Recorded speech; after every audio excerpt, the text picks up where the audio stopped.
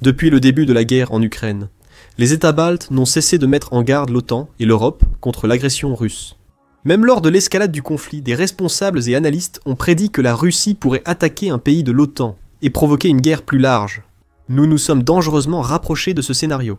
Le 19 septembre 2025, 3 MiG, 31 Russes, ont pénétré l'espace aérien estonien au-dessus du golfe de Finlande, y restant 12 minutes très tendues. Pour l'Estonie, c'était trop.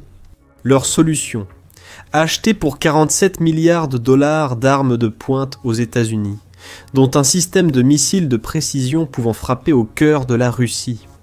L'Estonie vient de transformer le ciel au-dessus de son pays en un piège mortel pour les ambitions du président russe Vladimir Poutine. Mais les graines de cette importante modernisation ont été semées bien avant la guerre actuelle. Voyons comment l'Estonie est devenue un rempart contre l'agression russe, et ce que cela implique pour les relations OTAN-Russie. Les États baltes ont longtemps dépendu de la police aérienne de l'OTAN pour leur défense. L'Estonie, la Lettonie et la Lituanie n'ont pas leurs propres avions de chasse. Les alliés de l'OTAN effectuaient des déploiements tournants pour patrouiller dans leurs espaces aériens respectifs. L'opération a débuté en 2004 avec l'entrée des États baltes dans l'OTAN, restant leur unique défense aérienne contre la Russie durant 20 ans. Cela a changé en 2023. En septembre de cette année-là, l'Estonie et la Lettonie ont signé un contrat historique de 400 millions d'euros, soit 464 millions de dollars, avec le fabricant allemand d'armement Diehl Defense, pour le système de défense aérienne Infrared Imaging System, Tail Thrust, Vector Controlled, SLM. Pour l'Estonie, c'était le plus grand achat de défense de son histoire. Première livraison, fin 2024, et l'escadre de défense aérienne estonienne sera opérationnelle mi-2025.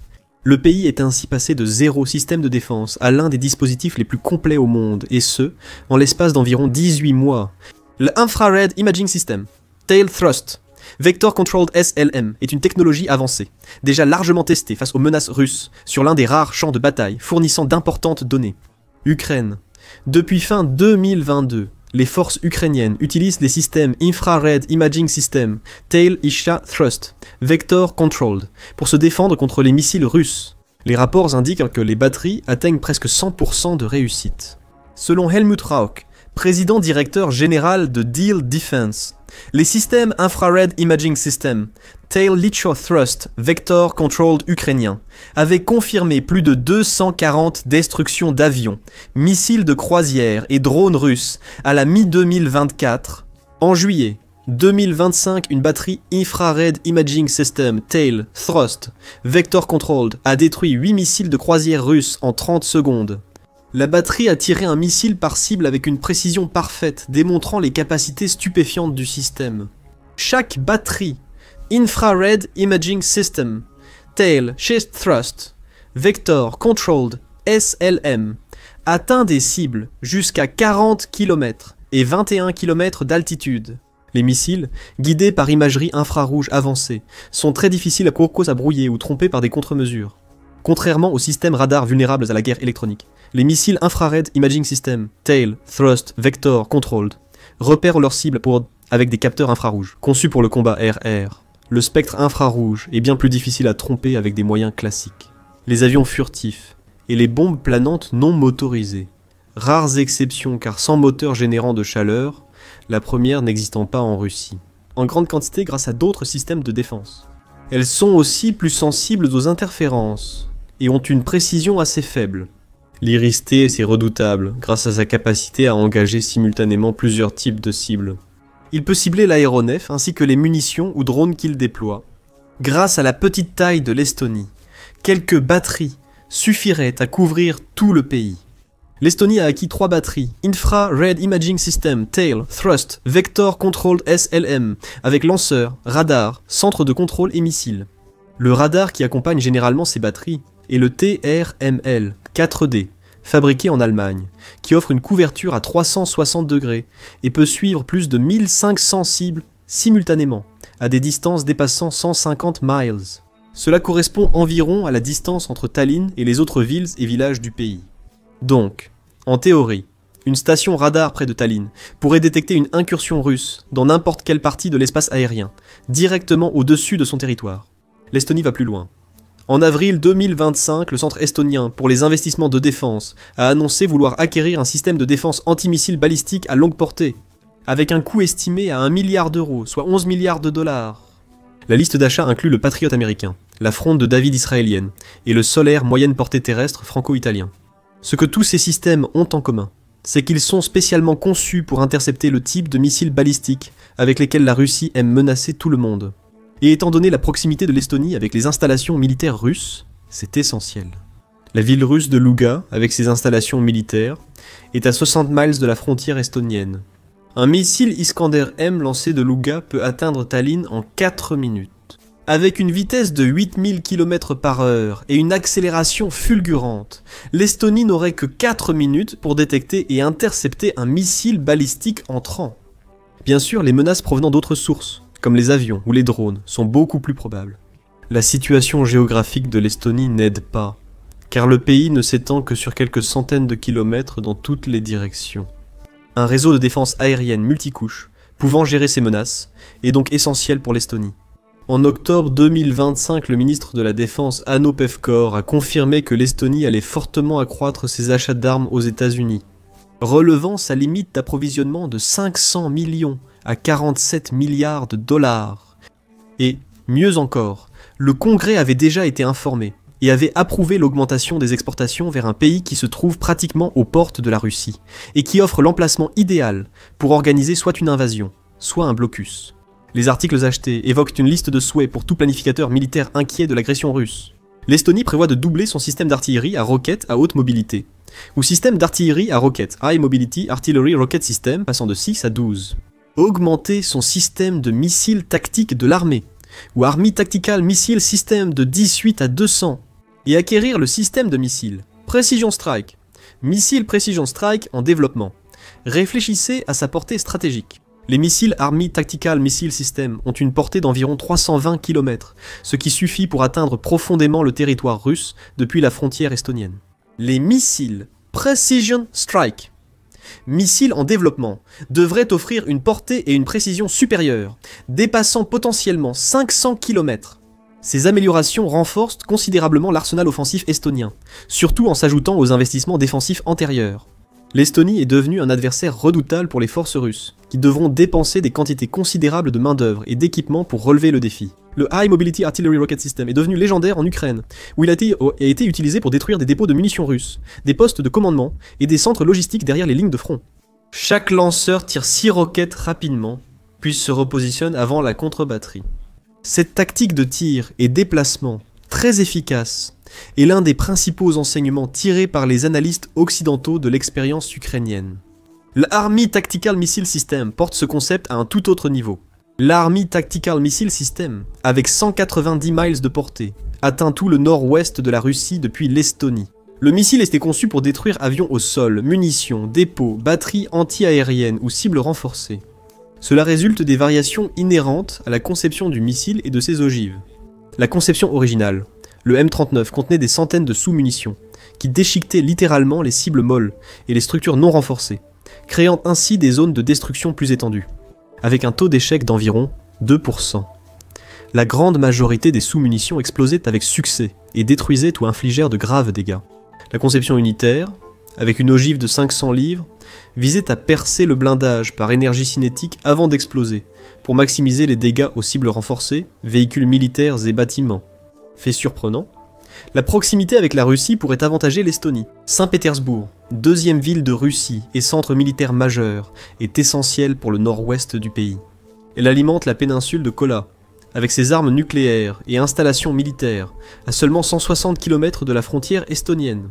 Même les bases militaires russes de Kaliningrad sont à portée. Elles sont bien plus menacées par l'Allemagne et la Pologne voisine, toutes deux puissances militaires. Et l'Estonie ne s'arrête pas là, avec les Army Tactical Missile System. La prochaine génération de systèmes offrira une portée accrue, une meilleure précision et pourra atteindre des cibles mobiles.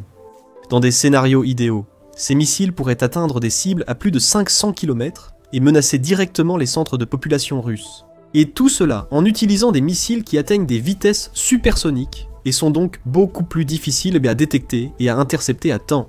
L'Estonie acquiert également des systèmes de contre-artillerie, roquettes et mortiers, ou systèmes CERAM, conçus pour détecter et détruire les menaces à courte portée entrantes, tels que les obus d'artillerie, les roquettes et les mortiers. Ces systèmes pourraient être le coup de grâce pour une éventuelle invasion russe en détruisant les projectiles entrants dans ces quelques dernières secondes de vol. Les systèmes CERAM protègent des cibles stratégiques comme centres de commandement, bases aériennes et dépôts de munitions.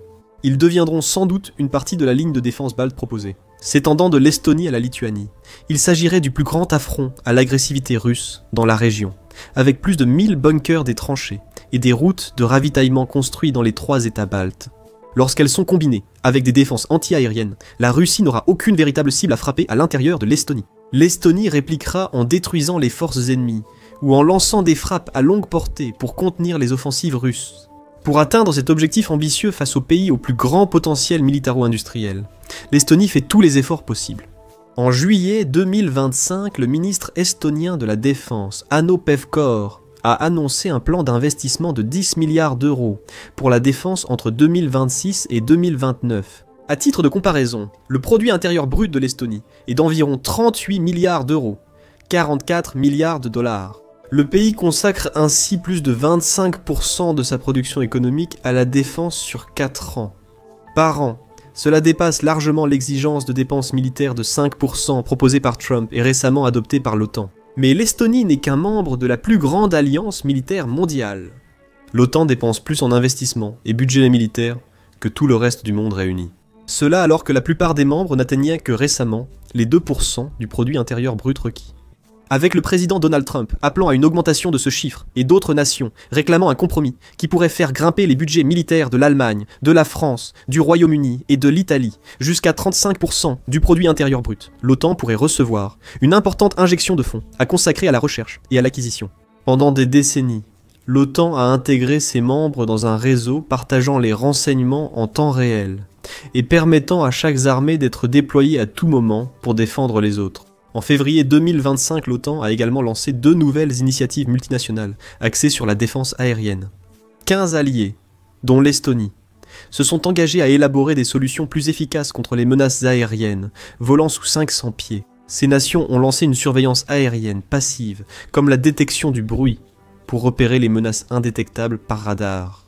Considérez l'enjeu stratégique. Un avion russe, proche de l'espace estonien, affronte désormais plusieurs niveaux de détection et d'intervention. Les radars longue portée du système de défense aérienne intégré de l'OTAN détectent les avions à des centaines de kilomètres. Le réseau radar de l'Estonie, coordonné par le Centre régional de surveillance aérienne en Lituanie, transmet en temps réel ces données au Centre combiné des opérations aériennes de l'OTAN à Weidem, Allemagne. Deuxièmement, à mesure que l'avion s'approche de l'espace aérien estonien, les systèmes radars IRST le verrouillent à des distances dépassant 120 km, suivant chacun de ses mouvements. Troisièmement, si l'avion viole l'espace aérien estonien, les chasseurs de l'OTAN décollent en urgence pour intercepter.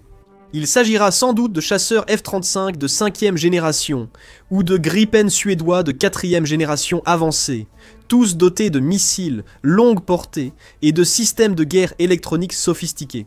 C'est largement supérieur à ce que l'Ukraine a utilisé jusqu'à présent pour se défendre avec succès, et même mener des frappes offensives sur son territoire occupé ou sur le territoire russe. Les F-16 et Mirage, 2000 livrés à l'Ukraine, ont été modernisés à mi-vie.